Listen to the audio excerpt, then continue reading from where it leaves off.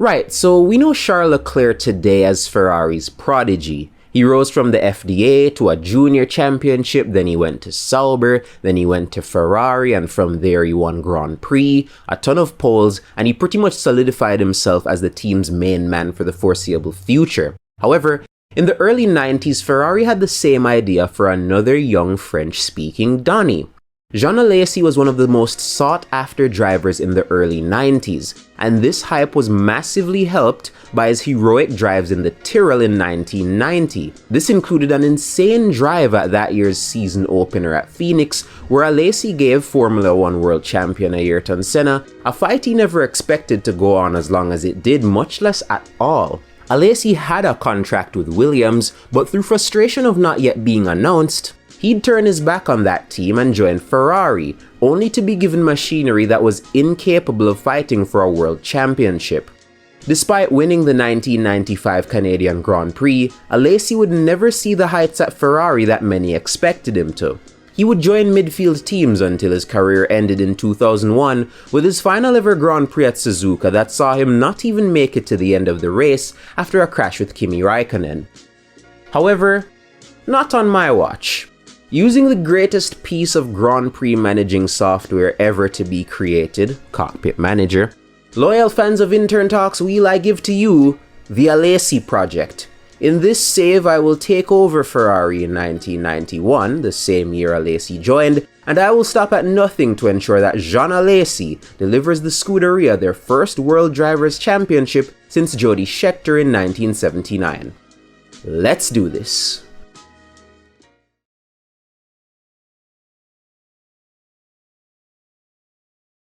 So upon landing in Italy, I made my way to Maranello and I set up my office. Once I got settled, I laid out my master plan.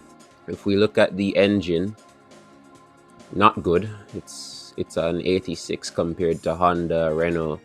We got the third best engine on the grid, but we are quite a ways behind these guys. So we're just gonna re-sign that contract because we have no choice, you know?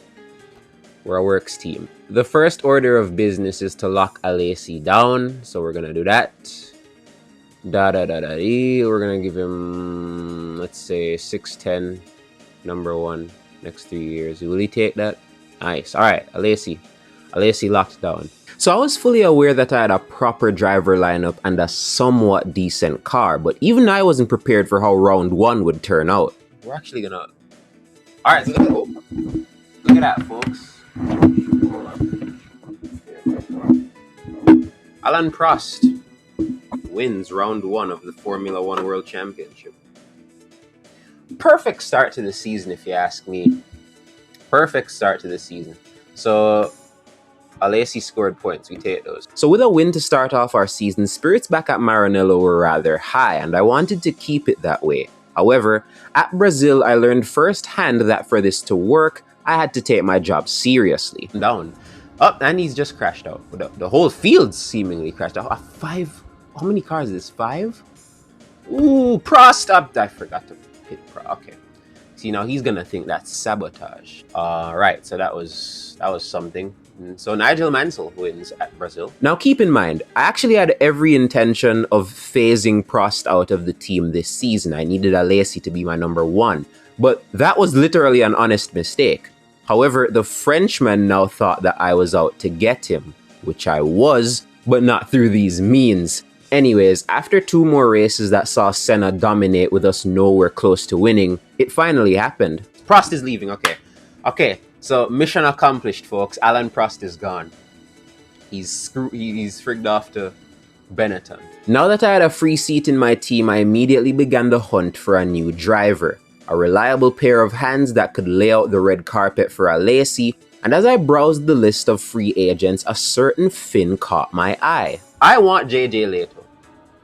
I'm gonna run JJ Leto a contract. I'm gonna give him $315 for 1 year. He doesn't want to. Okay, so we're gonna get back to him. Attempt 1 to get JJ Leto failed, so I tried to convince him again in a few weeks. We were fresh off a Prost W in Mexico, so I figured that was the best time to try another negotiation.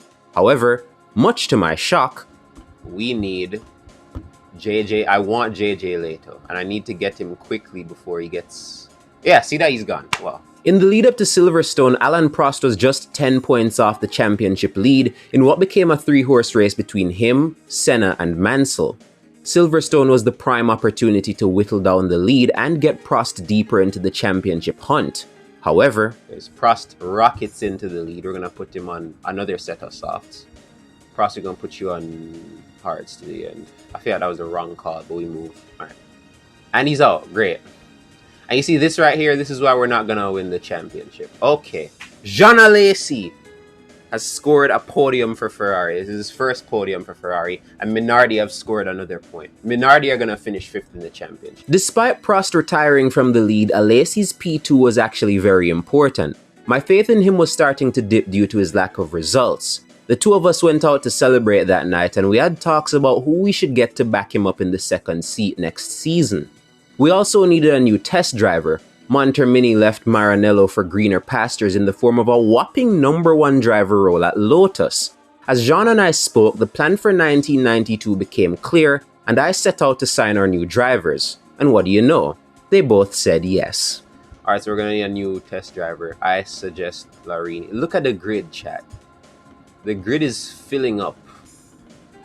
Larini, please, bro. Thank you. Thank you so much. Welcome. Okay.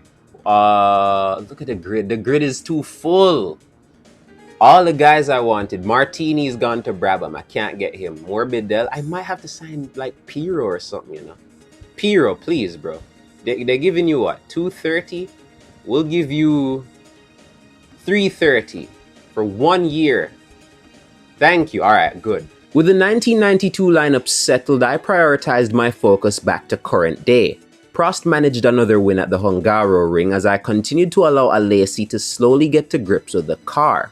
Prost would actually win again at Spa, and the gap between he and Senna was now 14 points. With 9 on offer for a race win and 5 races left, a 4th championship for Prost was still on the cards. Back at Maranello, we prepared for the most important race of the year, Monza. You see, I was never really one to care about the history and the legacy of teams and chose to focus on the task at hand. But even a cold-hearted crook like me couldn't help but be in awe of the energized Tifosi. I knew what was at stake. We had to win. Not for me, not for the team, but for them. We had to give it our all to our diehard fans and give them the best possible show. Senna may have been dominating the season, but if there was one guy that could stop him, it was Alain Prost. And so we set off to make the Tifosi proud. Go on, Prost, get it. Are we winning the championship? Is Prost gonna win the champion? There's no way. We're gonna have a retirement at some point. It's gonna kill everything. Prost, take the lead, please. This is Monza. Please. Let's go soft again. You do medium, soft, Alesi. Alright, mediums to the end. Softs to the end. And Alesi's out. Senna wins. You know something, man? It's really wishful thinking at this point. We're 20 points down again. How many races left this time? 4? He's effectively got 2 race wins on our head with 4 races left. Yeah, we didn't win. And with a gap of 20 points and 4 rounds left, the championship was a long shot. As we went to the next round in Portugal, much to the shock of ourselves, Williams and McLaren, a brand new threat emerged in qualifying. PK Pole, are you mad? Surely not. Surely not. He's old and racist. Tell me being old and racist is all you need to do? It seems so. There he goes, P1. Never mind. Senna bodied the field as we took P2 and that virtually sealed his championship. Not only that, but McLaren went on a crazy run to close out the season. Berger got his first win of the year, then Senna came back to win at Suzuka. But that race had me worried for other reasons. Jean Alesi has been out-qualified by both Tyrrells and JJ Leto. Are you telling me I shouldn't be concerned for the rest of this playthrough? Alright, man. Wherever you say. And Alesi's... Okay, wonderful. You know what, man? I'm going to let you iron out these creases this year because next year you have a big job ahead of you. Honestly, folks, I'm going to be so real with you. Alesi is not looking like a #1 driver. He's scaring me, high key. Adelaide was the last race of the year and Prost's last race for Ferrari. With both championships sealed, it seemed as though the season would end the same way it had gone, McLaren domination.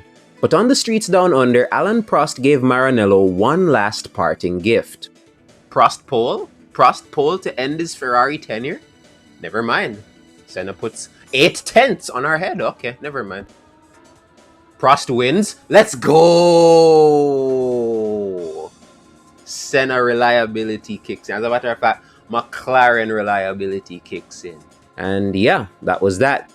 I took some time to analyze the season and just sit down after everything had finished, and I scaled over the standings and realized that I may have overlooked a certain Italian. 10 third places, alright, that's crazy. How many races were there this year? 16? You telling me Patrese came third in... Patrese beat Mansell, you know? That's insane.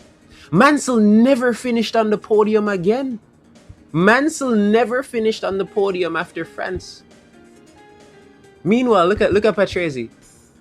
Third, second, third, retirement, third, retirement, fifth, third. This guy's a... We should have gotten him. But if we got Patrese, he would have beaten Alesi. That rhymes. Anyways, that was that. Prost left and Emanuele Pirro came to Fiorano to get acquainted with the team. We quickly got Nicola Larini to do a couple laps in the 89 car to get acquainted to the machinery as well. So happy I snatched him away too, because in my interview with him he told me that he was considering leaving F1 altogether to join DTM. As Jean and I watched Larini do laps, we knew that next year would probably be the hardest season of our lives. With Prost's World Championship winning leadership gone, Jean Alesi was going to be our new top dog, and it was up to me to ensure that the team ran as efficiently as possible to get him the best possible result for him and Ferrari. It was time for 1992.